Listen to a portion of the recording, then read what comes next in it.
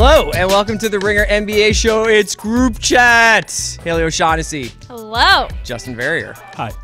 When did I start going Group Chat? You kind of just, it's a few just episodes ago. I tried to give everything a signature, you know what I mean? You're getting more and more excited as the season goes on. I'm not excited for today because I have to talk about my bet noir, the Houston Rockets, because they're the second best team in the NBA, the first best team in the NBA. We'll figure it out. We have to talk about the Rockets. They're on a 14-game win streak. Before we get to the NBA, I want to tell you guys a little bit about what's going on the Ringer this week, because what a week. What a banner week for this website. Great website. A lot of long-form features, including we are in the presence of a long-form writer, Justin. Me? No, Haley. We are in the presence of a great long-form writer. Haley O'Shaughnessy has a piece. See, I don't put her in a box like that. No, I know. Just so multidimensional. I know. You are. It is true. But she wrote a great piece about inside the world of NBA barbers, working with guys like Courtney Lee and Dwight Howard. It has some funny quotes in the piece. Great piece, Haley. Thanks, Chris. Great read. We also have to talk about Draft Class and One Shining Podcast. Those are the places you need to go to get ready for March Madness and to get ready for the NBA Draft. Draft Class is Danny Chow, Kevin O'Connor, and Jonathan Sharks talking about this coming NBA Draft. And One Shining Podcast, say hi to the bag guys. You know what I'm saying? Tate Frazier, Mark Titus, guiding you through this crazy FBI world of college basketball. Oh, are the FBI... Are the college basketball coaches the bad guys, or is Bag Titus guys, because they have the whole thing, good guy, bad guy. Right. Yeah. That's funny. One Shining Podcast. Check it out. Also on theringer.com, Justin played Dr. Melfi to me and helped me work through some feelings about LeBron James possibly coming to the Sixers. Let's start there. Why don't we just start there? Did you guys see what they asked LeBron if he had said he'd been in Philadelphia looking at schools over the All-Star week? And he was just like, was I in Philadelphia? No. He's definitely coming. He also made like this weird distinction between like Philadelphia and Pennsylvania. He said Pennsylvania? Yeah. Malvern Prep, I believe, is in New Jersey. Interesting. And that's the place that he was rumored to have been looking at for his kids. What a weird side trip to take, like regardless of I know. if he wanted to be I know. there. I was actually watching Instagram videos of his kids. I think it was his oldest son. Uh-huh. And he already has all the swagger Oh, yeah. of LeBron. wouldn't Like, you? the way he moves is amazing. Like, Yeah. I'm already so excited. I'm probably like- going to watch, like, YouTube videos after this. He's like 10-year-old muscles. Like, Yeah. I don't have muscles. At 30. Right. I seriously think that this is how the rumors of LeBron juicing up end, because his kids are literally the exact Now same even at his 10. children are swole. Yeah. Yeah. I just want to say that I think he's coming to Philadelphia now. Wow. Yeah, I do. It just feels right. It feels like okay. I definitely think that there is going to be a serious conversation between the two parties. I can see that. And I think that it's just, like I said in the piece today, any one piece of evidence is refutable on its own in a vacuum. All of them put together is just too weird to make it not a story.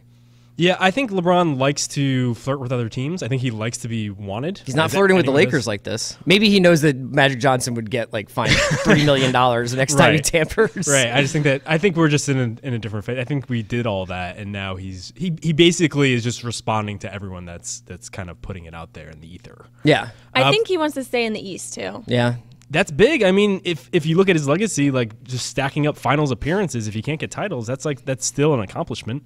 I just don't know about the fit. We talked about this. Yeah, I mean, it's basically how much of the Sixers that you love do you have to get rid of to make a new Sixers built around LeBron James? And obviously, the clutch connection would suggest that Ben Simmons and LeBron James would play together, but the actual basketball connection would suggest that would not work very well because Ben Simmons cannot shoot.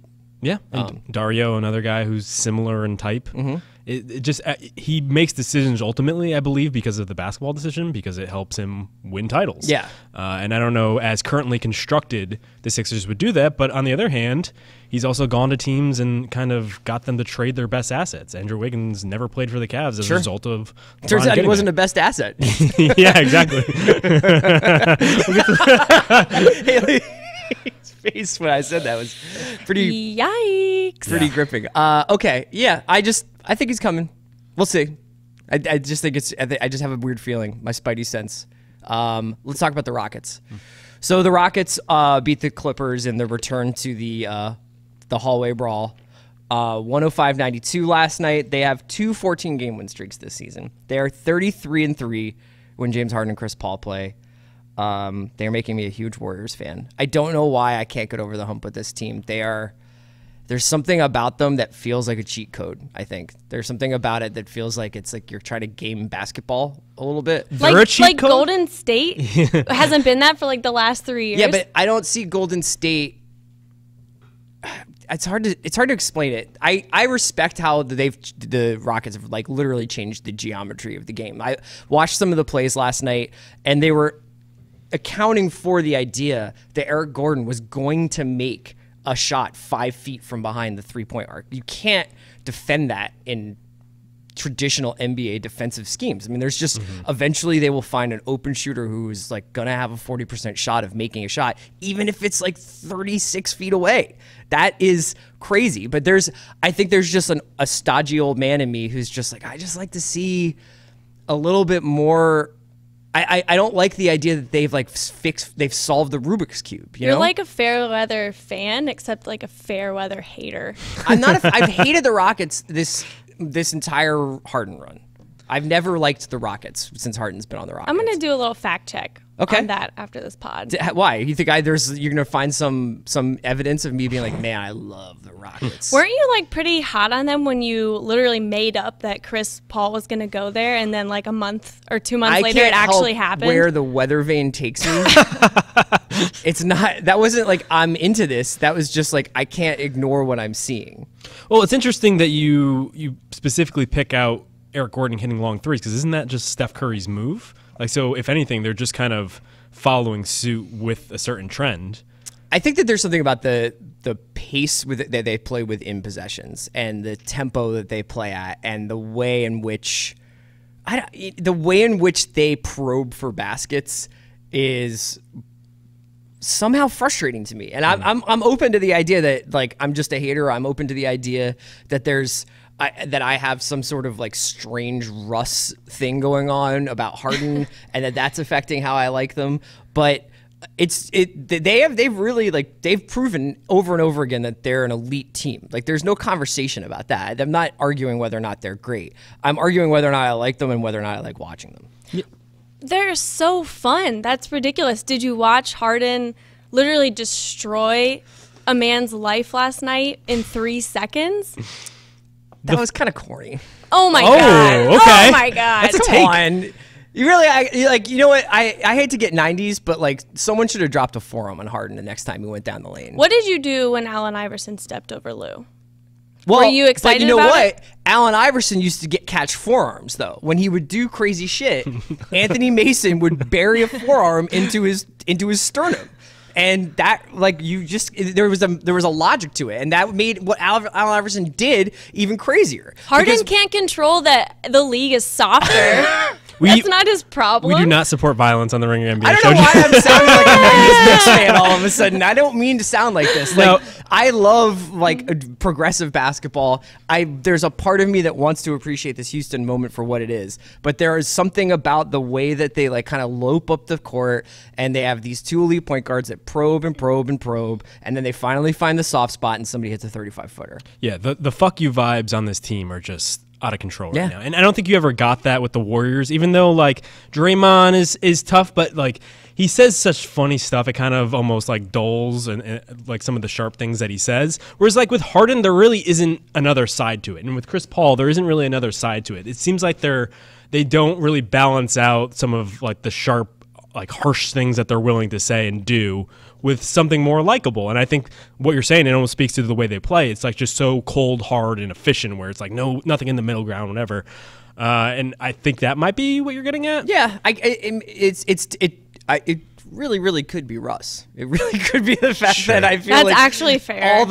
All the like work we did to like cheer for Russ last year has now gone to like cheering for an upgrade. You know, right? And we had to stand for it through and through, even when iOS. he struggled this season. Yeah. Speaking of Draymond and speaking of having a little bit of swagger, he said last night, it's been highly publicized that team, speaking of the Rockets, is designed to beat us. Noted. Great. We'll see y'all soon. Do you think this Rockets team can beat the Warriors? Well, I looked up during their 14-game win streak the teams that they've beaten, the legitimate teams that they've beaten. So it's the Cavs twice, Raptors, Jazz 3 times. We're counting the Jazz, right? Sure. Blazers, Pelicans twice, Spurs twice, Wolves twice, Warriors. So pretty good. It's a real pretty run. good. They're really good. And we also have to You consider can't argue, that there's no softness to a 33-3 record with those two guys. No, absolutely not. Yeah. And also, like, in a series that could go 7 games, you don't go cold all 7 games. And I think James Harden's that's like, hold my beer. Yeah.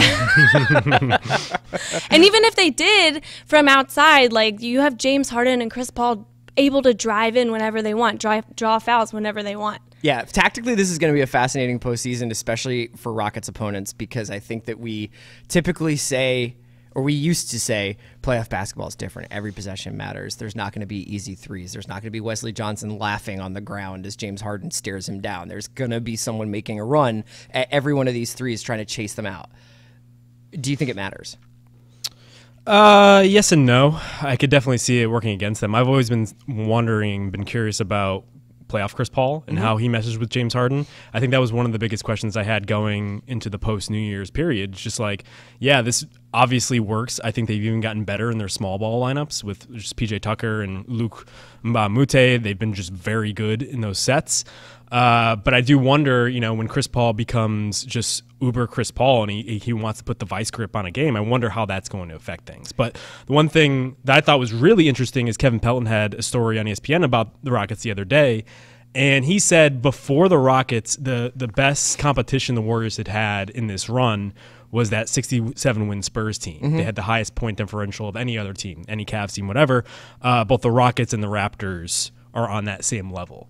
So we could see the Warriors get pushed in a way that we never seen before. Yeah, and I think that I think I would argue at this point that the Rockets are deeper than the Warriors. I think the Warriors have more top talent, but the Rockets, when you watch all the different combos of guys they can throw out there, and especially if Capella is healthy and playing like the way he's playing, their 8th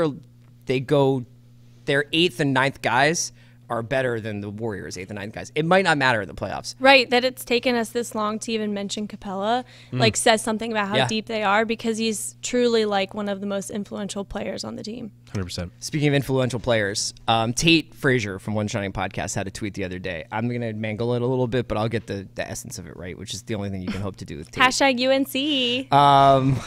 He was basically saying that James Harden's obviously the MVP this season, but if we are judging MVPs based on the way that we judged Russ last year, the way that we elected Russ last year, then it should be Anthony Davis. Because Anthony Davis means the most. Like, what Anthony Davis is doing with the talent that surrounds Anthony Davis is more impressive than what Harden's doing with the Rockets. Now, I actually do disagree. I like throw my hands up. Harden's the MVP. He's obviously one of the great offensive talents that have ever played the game. He's almost single-handedly changing the way you can understand positions. How many different things has he been over the course of his career, from sixth man to wingman to point guard to now this weird co-point guard, floor general, but also offensive whirlwind. But man, I was watching that Spurs Pelicans game last night, and he is fucking good. It's amazing. Yeah, I mean, you've watched a lot of him in his career. Yeah, I feel like this is like when Trinity College goes on those squash runs where they win like just 80 games in a row, and you just need to find some expert to like talk about it. Just like, let's just hit pause. Trinity College goes on squash runs. Yeah, you don't know about this? No, are you on squash message boards? What's happening? Well, I grew up in Connecticut. They were just outside of Hartford. Everyone listening is gonna be like, wow, like, he's right. They do. Yeah, exactly. No, they have like just historic like dominance in the squash world. Yes. And occasionally ESPN has to go and cover it, and they're always just like, oh, who do we send? And they just pick out some guy that's probably on retainer. Is there an Anthony Davis of squash? And what I'm saying is I'm the squash expert in this metaphor. I got you. And so I'm finally getting tapped in after 3 years. Yes. You're the Wright Thompson of squash, is what you're saying. Sure. You've watched a lot of Anthony Davis over the years. I think that sometimes he puts up a lot of numbers and the Pelicans struggle, and we're like, well, these are kind of empty, or maybe what's it all for if he's not going to be in a playoff situation? It was so awesome, even for them to get stomped by the Warriors that year that they got to the playoffs. There was that one game that Steph hit the corner three. I think it was in game 1 maybe, where it was like, maybe the Pelicans are going to steal one from the Warriors. Yeah. And he's been open about wanting to get back there. They are going to get. I think they're going to make the playoffs. They have a I'm not very certain. difficult season. I mean, the rest of they have 19 games left, and only like 4 of those games are gimmies. I would say 6, optimistically. Okay.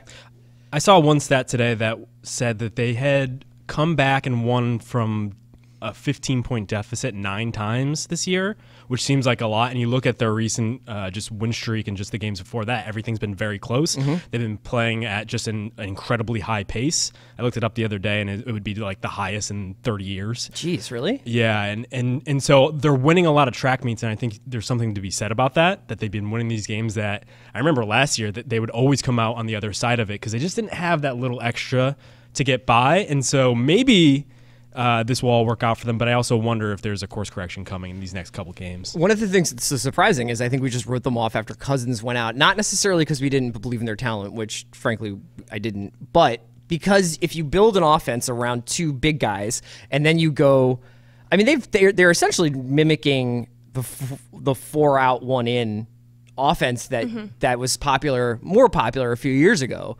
After SVG, the Magic. Yeah, that kind of, it's Anthony Davis and as many wings as we can find, even guys named Lemon, who I've never heard of before, right? Okay, I just want to say, I think that's a bad thing. Okay. Have you guys, I'm sure you have, heard of the term lemon booty?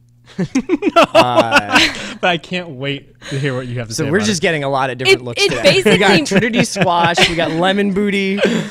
It basically means like a guy's choking. Like he's falling apart, like in the end of a game. Okay.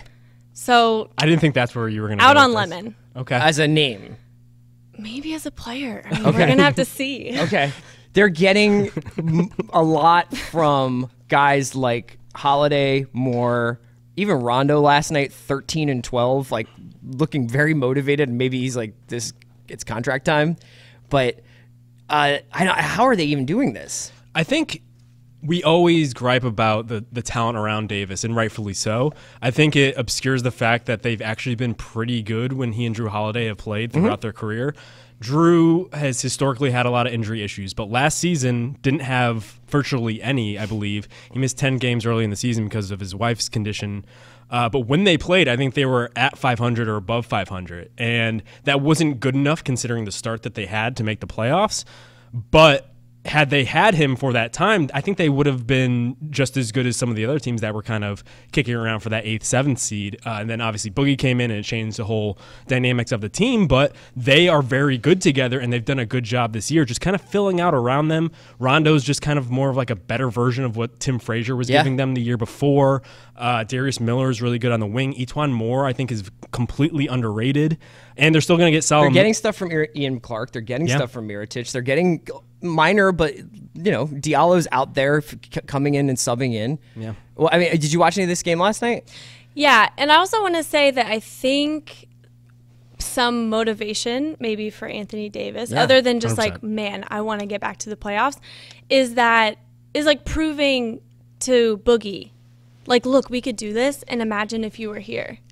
Well, it does like bring up an interesting conversation about what they do next. Now, I think that ultimately they have to bring Boogie back because there's nothing else they can do. There's no player, even coming off an Achilles, there's no player comparable to Boogie that they actually have the flexibility to acquire. 100%. And while I think Boogie raises their ceiling in a way that I don't think they can get to under this kind of construction where you have Nico essentially playing the stretch 4 Ryan Anderson role, I think that sort of team, the Boogie Brow combination, just like that's a scary proposition for a team like the Warriors who just don't have that sort of size. The Rockets, those sort of teams, they're a bit more conventional, but I think it plays into Anthony Davis's particular skill sets better than the Boogie Brow combination, simply because I think AD is the perfect stretch 5 in the modern NBA, and you've seen that them kind of unlock that in this recent run where he's basically just getting more possessions and he's doing what he normally does with them. Could they beat the Spurs in a first-round series? Or was that last night more about LaMarcus's injury? That's tough. I'm not completely sure. And also, like, we have no certainty now that Kawhi might come back. I'm operating under the assumption that he's not. I think that the Pelicans could win then. I do. Because like he said earlier, and something Justin, have pointed out to me throughout the season, is that their role players they're significantly better than maybe the Pelicans of old. Yeah, I mean, I do wonder just like the technical advantage that the Spurs have. I think Alvin Gentry's done a good job kind of adjusting on the fly here. But I just wonder going against Pop in a series, he's just going to be able to pull out things and take things away from that team simply because they don't have maybe like the third or fourth guy that can kill you. Davis has averaged 35 and 13 in February. He is he joins Moses Malone as the only players in the past 40 seasons to average at least 35 points and 10 rebounds in a month, which is a very basketball referencey type stat, but it suggests like what kind of talent level we're dealing with. All right, guys, we're back. We're going to talk a little bit about the bottleneck that we have in both conferences with some of these teams that are in the 3 to 10 seed area. Obviously, in certain situations, some teams have found a little bit of separation. I think, obviously, the Cavs are going to be fine, the Wizards are going to be fine, but there's a bunching, and then if you start looking at, you could lose 3, you could lose 4. Things get interesting here. I've given you each 10 cards. They're supposed to be chips, like gambling chips, because I basically want to see your investment. Sean Fennessy is going to be so upset. I know. Molly's game all over again. I know. Did you actually wind up seeing Molly's game? Did we talk about this? Yeah, that was the reason we brought it up. Oh, that's right. I love Molly's game. That's right. And I know it's a very unpopular opinion. It's the group chat's Best Picture Oscar winner. Now I have her voice. I have Jessica Chastain's voice narrating everything for me. All my decisions. Even this podcast? I mean, yeah, she's like telling me what to say. So okay. big Pelicans fan. Okay. You guys each have 10 cards. You're allowed to put as many cards as you want on any team. Okay. I think we could probably, within reason, I don't want you to put one card each on 10 teams. That would be boring. But I want to talk about these teams that are between 3 and 10 in each conference, and you guys can invest as many chips as you want here, as many cards as you want on these teams. In the West, those teams are the Wolves, Spurs, Pelicans, Blazers, Thunder, Nuggets, Clippers, and Jazz. And in the East, it's the Cavs, Wiz, Pacers, Sixers, Bucks, Heat, and Pistons. So, Haley, why don't we start with you? Okay. You're a seed investor. You're coming here. Who are you? Been here many times. Yeah. Who are you putting your money on? Well, first of all, we're talking about teams that we believe could have an influence. I'm going to make some noise in the playoffs, right? Okay. So we were really hot on Utah like a week or so ago. Now I feel like that's leveled out a little bit. They're still on the outside looking in on the playoffs, but feel free to bet on Utah. Feel free to bet on whoever you want. I know that I've been kind of a San Antonio downer, and I'm going to continue that right now. I just don't think that it's going to be enough to go into the playoffs. They're aging, man. You know what I mean? And that's a long season, and I'm not for sure that Kawhi's coming back. I think maybe he might have got freaked out by all the talk. It was like, well, it's his choice. And, that's kind of a bummer. And, I bet he just doesn't like all the attention behind that. So I'm out on the Spurs. Just not for the playoffs, just making a big noise deal. In the postseason. Yeah. So even if it was to push the Warriors a couple of games, or push the Rockets a couple of games. Definitely not. And I'm also out on the Wolves. Okay. Even if Jimmy Butler comes back and they made the decision to have a surgery that is good in the short term, will bring him back faster, but is bad in the long term. And I just am very upset at both him and Tibbs for doing that. Okay. Even if he comes back, we have no guarantee that he will be. So you're not betting on the Spurs. You're not betting on the Wolves. Yeah, the Jimmy Butler that we've seen this season. So I'm going 5 on the Thunder. 5 on the Thunder. Wow. Yeah, because they have that. Well, it's kind of been softened as lately, but they started out the season not losing to the Warriors, not losing to the Rockets, not losing to the Cavs.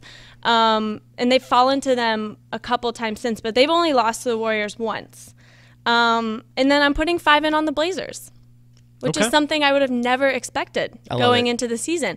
But they are playing really well, really good basketball. So 5 on the Thunder. 5 on the Thunder and 5 on the Blazers. Okay. Yep. Those are interesting picks. Yeah. I do feel myself being pulled to the Thunder because I look at all these teams and they just seem like they have another gear in a way that some of these other teams don't. Yeah, in the same way that we were talking about what's postseason basketball feel like and look like against the Rockets, I feel like the flip is true for the Thunder, where there is some version of this team that is supercharged in the and playoffs. finals experience. And finals experience. And I was listening to Bill and KOC on Bill's podcast just on the way in, and they made the good point that like there's still the possibility that like peak Melo might show up in the playoffs when he's able to kind of suppress his ego a little bit and like play a little bit more in this system. You're saying this. I know. Well, I'm still not going to bet on someone him. else said that. Yeah. Okay. Exactly. Yeah. I'm going to go 5 on the Nuggets.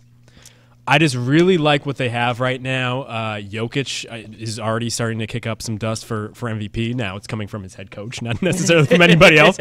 I like what they have there. And Paul Millsap, probably theoretically their best player today, came back, and I think he made an impact in that game the other night, even though they lost to the Clippers.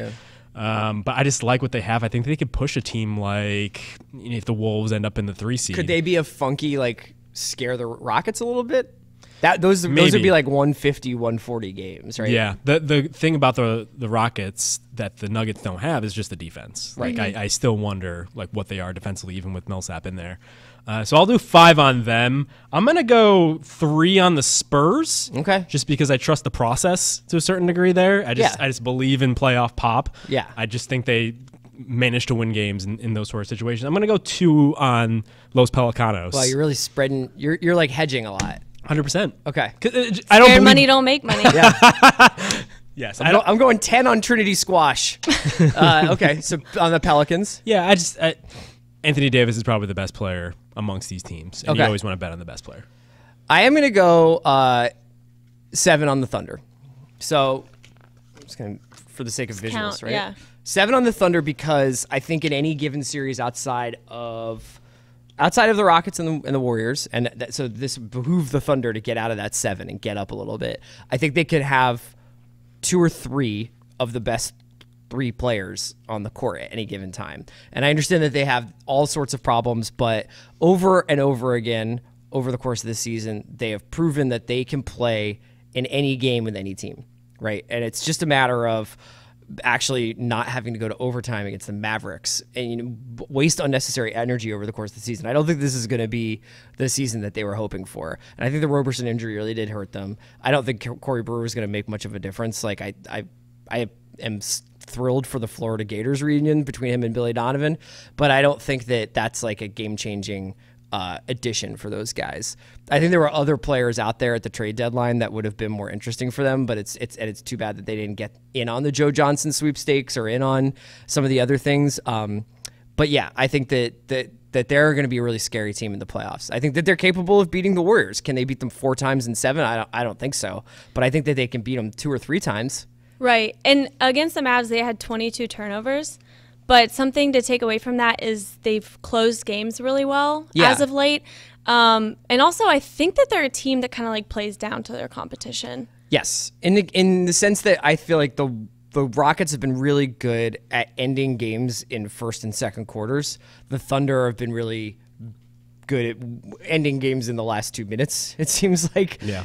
Or at least being in games in the last 2 minutes. They don't often get blown out like the way the Cavs were around in January. They stick around.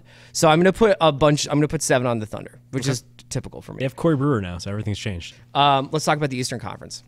Hailstorm. Tough. Because the Eastern Conference is like a close mess. Yeah. This is where a lot of the teams have had problems lately. Well, thank you. I think that the Wizards have looked capable lately. I'm still not really sold because I'm like, are you not sold on this team, or are you not sold on the specter of John Wall returning when he's done making his 1970s funk album, which is how he's dressing? I love it. It was great. He's so based. It's awesome. Seriously, both. Because if this keeps being successful and then you put him in the lineup, like Scott Brooks is not going to like not put him back in the lineup. And if that ruins some things, if it shakes it up, if you need time for adjustment, like it's going to be like late in the season. When is he expected back? Before the playoffs, I believe. Before the playoffs? I mean, yeah. Okay, so let's say it's like a couple games before the playoffs. That kind of doesn't give you a whole lot of time. But at the same time, the Pacers are kind of shaky. They dropped 3 in a row. And the Heat were 8-1 before the All-Star break. And they had that amazing Dwayne Wade game where he just was D-Wade that we all loved, but I'm sorry, like he's not going to be D-Wade every night. There's He's no explicit way about that. He's like, this is we're gonna get flashes of Flash, but we won't get me every night. You know, I think he's pretty comfortable with where he is. You were always a little skeptical about the Heat. Yes. Because we had talked about whether or not last season's second half run was going to be predictive of this season. And then it seemed like they were up around 4th or 5th, I think, at one point. They were really cruising. And things have sort of started to fall apart. 3-7 their last 10. They have a negative point differential of 0.4. Do you think that there's another run in them, or is this sort of where they're at? Maybe, but I would have pointed to that point differential in just their recent record. I'm looking at it right now. They're 3-7 in their past 10. Yeah. That feels a little bit more accurate. I mean, they have a worse point differential than the Charlotte Hornets, who are like slowly starting to creep back into this. Zach Cram in the office the other day showed me 538's just playoff odds going forward, and the Hornets actually had better odds than I believe both the Pistons and the Heat, which is insane to think about. Now, I don't think they're better than either of those teams. But I think the like Heat are more like, I think the Heat are probably have a better top end, but the East is slowly starting to get some better top level teams. Like I look at the list that we have here of just guys that we can bet on, and I kind of like a lot of them. Yeah. Are you putting the Wizards in there? I wish I could. I love what they have right now. I think it just makes a lot of sense, especially when you look up the matchups in the playoffs. I think they match up particularly well with the Celtics. But again, I'm just like you, Haley. I'm worried about the John Wall effect and how much he'll throw things. I wish this is a weird thing to say. I wish the John Wall injury had happened in December. And that it did, and then he had another one. Yeah, I know. I mean, I wish that he had been out for, say, Christmas to Valentine's or whatever. Yeah. And then they could reintegrate him back into the team. And maybe Scott Brooks sees some things about how I should stagger. I should have Beal and Wall split a lot of the game and then be on the court together in the fourth quarter or whatever it is. You know, follow some of what D'Antoni does with Paul and Harden. Have basically two different looks you can throw out there, where there's a Beal-centric ball movement one, and then there's maybe an ISO-centric Wall thing. And that would just fuel the fire under John Wall. He'd be so upset about that. Well, I'm not saying bring him off the bench as much as... No, I don't think you are, but it's like you're going to be very aware of what's going on if you're not playing with Beal anymore. Like, one of you is a rotating second unit. I don't think that I think that we're getting a little carried away and like talking about Wall like he's Isaiah Thomas. Like, I think he's like a really good player. And it's not like the Wizards are like in the second seed now without him. They're 500, a little bit better than a 500 team without him, right? But there have been times before when players aren't getting along, and it's kind of like, I don't want to say this particular time is like a poison, because I think that it's getting a little dramatic. Yeah. But we've definitely seen that before, and even like super talented players become like an issue just because they don't really get along with the rest of the team. Yeah, absolutely. So I feel like we skipped past your chip distribution a little bit there. So I'm all in on the Wizards. Wow. I don't have any, not because I'm super confident in them, I'm just not confident in anyone else. Okay. Yeah, Satoransky's good, man. And I think their issue is more of like a cap distribution sort of issue. Sure. It's just that Satoransky makes up enough of what John Wall brings that you probably need more help in the front court. Yeah, I mean, this will be probably one of the most interesting conversations that we have in the offseason is this idea of trading players at their peak, which I feel like we talk about a lot because we need stuff to talk about, but could creepingly get into the minds of some GMs, where ordinarily you would say, wow, I did it. I got John Wall or Anthony Davis locked up for their peak. And yes, it's costing me a lot of money. But now maybe you start thinking 3-4 years down the line and you see more teams do what the Clippers did. I have a take. I am not saying he's at his peak, but I think that the Wolves should entertain trading Andrew Wiggins. Okay. I think somebody would take him on. It's a very expensive contract. I mean, he got the maximum extension, but somebody's going to take him on. There's just teams that want a fresh start, that things haven't been working out. Maybe it's like a defensive-minded coach, and they think, I mean, Tibbs is supposed to be, but he still hasn't gotten through to him. Or maybe somebody who knows that they can be hard on him, you know, on offense, like Popovich, for example. I don't know if they'd take that risk, but like even Brad Stevens, Brad Stevens, because Kyrie went to Brad Stevens, and he's like, it feels like a college team. It feels like we're all working together. We all care about each other. Also, at any given moment, like our coach helps us win. Yes, and I don't think he feels that way about Thibodeau. I think maybe Haley, he even. I'm very intrigued by the Wiggins to the Spurs Thank thing. you. I'm a little worried about the Wolves now. I mean, Oh my Butler, God. even if he comes back, like, and he looks 80% Did you notice of what he was. The lady of the Wolf did not put any chips down on the Wolves. Yeah. Young Nervous Timber about Pup. them. Yeah. Very excited that they'll get in the playoffs. But I Sure. don't think that this is their year to make noise in the playoffs quite yet. Yeah, I think that they are actually a lot like the Thunder. If they were healthy, I Yeah. would not want to be in a 7-game series with those guys grinding me down like that. But they're going to be a fascinating litmus test about how hard you can play players during the regular season. The one secret thing that the Rockets have been doing, man, Chris Paul played 29 minutes last night. You know, James Harden played 33 minutes last night. They're not running these guys in the ground. Russ is out here working double shifts to beat the Mavericks, but I wonder if we're going to see at the end of the season some of that pay off. Maybe John Wall will be all the better for his mid-year vacation. Right. Okay, I'm fascinated by this idea that GMs might start thinking more creatively about star players on quasi long-term deals as assets rather than building blocks. A salary dump before it becomes a salary dump. This will be the Blake. Yeah, but the Deron Williams. Yeah, exactly. Okay, so we kind of got off track. Do you have any Eastern Conference chips you'd like to throw down? You put 10 on the Wizards? Yeah. That's great. She's all in. Yeah. I keep thinking about You really did see Molly's game. Yeah. What is the Bond movie where they play It's Hold'em? Casino Royale. He goes, yeah. He's putting all in. Yeah. There's also like a 35-minute long poker scene. Often what will happen with poker movies is that you'll be watching them and you're like, God, I wish there was more poker in this movie. And then Casino Royale actually it has all the poker and you're like, holy shit, this is a really long card game. Yeah. Yeah. It's all about grinding out those. And doesn't those that guy wins. like have like a weird tier thing going on? I think so. Yeah, I can't remember. Do you ever see Casino Royale? No, I That's don't all right, like the though. Bond movie. I'll tell you what. If Molly's game star Idris Elba were to be in a Bond movie, I would definitely check it out. Maybe would we be a could good just buy. have our video department like video repurpose Idris into every Bond movie, and Haley can watch all the Bond movies. Lovely. I am not going all in on one team, but I am putting 8 on the Cleveland Cavaliers.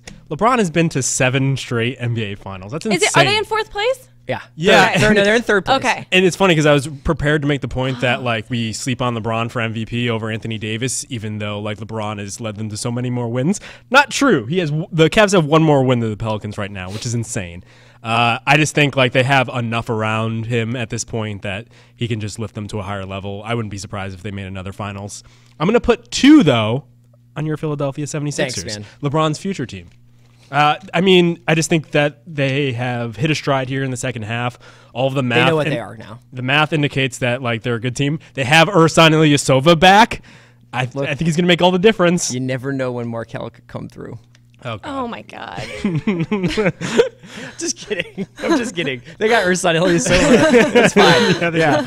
I'm just kidding. For the second round pick on Trevor Booker. that Yeah, they just exactly. ended up cutting. Guys, I have 10 cards. Okay. They're all going on the Raptors. Wow. I know that We said 3 through 10. But here's the thing: is This that is so unfair. I know. Here's the thing: the house always wins. Sure. But we haven't talked about the Raptors in a while, and they are 9-1 in their last 10.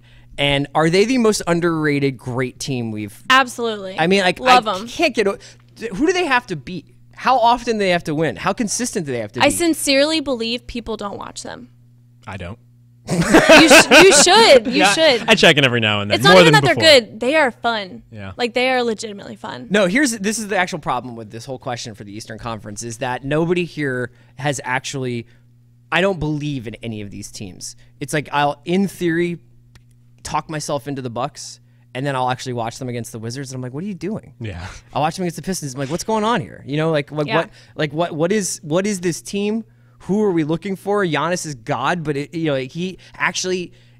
I'm waiting for him to. It doesn't feel exactly like it feels when you watch the Pelicans and Anthony Davis, like where you're sure no matter what's going to happen that this guy is going to give these guys a chance to win. Yeah. Unicorn backlash. I mean, It's not really a backlash as much as like I was watching them against the Wizards and I was like, what? Why isn't Giannis bringing the ball up and it's every time down? Yeah. He's going to make the Wizards stop him. to not score, and instead there's like these weird dribble handoffs between like Middleton and I don't know. I was like, I don't think they know what this team is. Yeah, Giannis is in the phase of where Anthony Davis was in 2014-15, where he just rose to prominence and they just made the playoffs, and he almost took a game from the Warriors, but they just don't have enough around him right now, and he himself hasn't even learned how to shoot. I mean, once he hits that level, I think he can win some MVPs and be in the discussion of leading a team to conference finals. So I mean, I'm not willing to put many cards on them. I'll say 3 on Giannis and 3 on the Bucks because they're interesting. I'm gonna put 2 on this weird Wizards team, and I would put 5 on the Sixers because they're actually pretty good. They're actually pretty good, and I actually do think that if he's healthy, Joel Embiid is probably the best player in a non-Raptors Cavs. I guess Celtics. So you aren't putting any on the Cavs either? I don't think they need it. I'm not gonna lie. I kind of forgot about them. I read that as like 4th or 10, but they're having a bizarro season. The past this is is not like a I'm still on the third Wizards. seed team because like what seed does it really matter if LeBron really is? It's not a 3rd seed team. They can beat any team in the league. They can also lose to the Heat. Like I don't really know what they are, and this is the theme of the playoffs is going to be these enormous changes at the last minute. It's Wall coming back, it's Kawhi possibly coming back, it's Butler possibly coming back, and it's this Cavs team trying to make themselves into a contender on the fly. But as far as making, I'm not saying finals, but as far as making, upsetting and maybe like making noise in the playoffs, it's LeBron James. Yeah. He doesn't lose playoff series. Yeah. To bring this back full circle, especially first round series, to bring this back full circle, the 3-6 matchup could be Cavs-Sixers. Could be like the open audition for LeBron's heart there. That's so fun. That'd be cool. He'll definitely be able to check out houses then. Thank you guys for joining us for NBA Group Chat. Check out Draft Class on Friday. We have NBA shows every day on The Ringer. Thanks for being with us. Take care.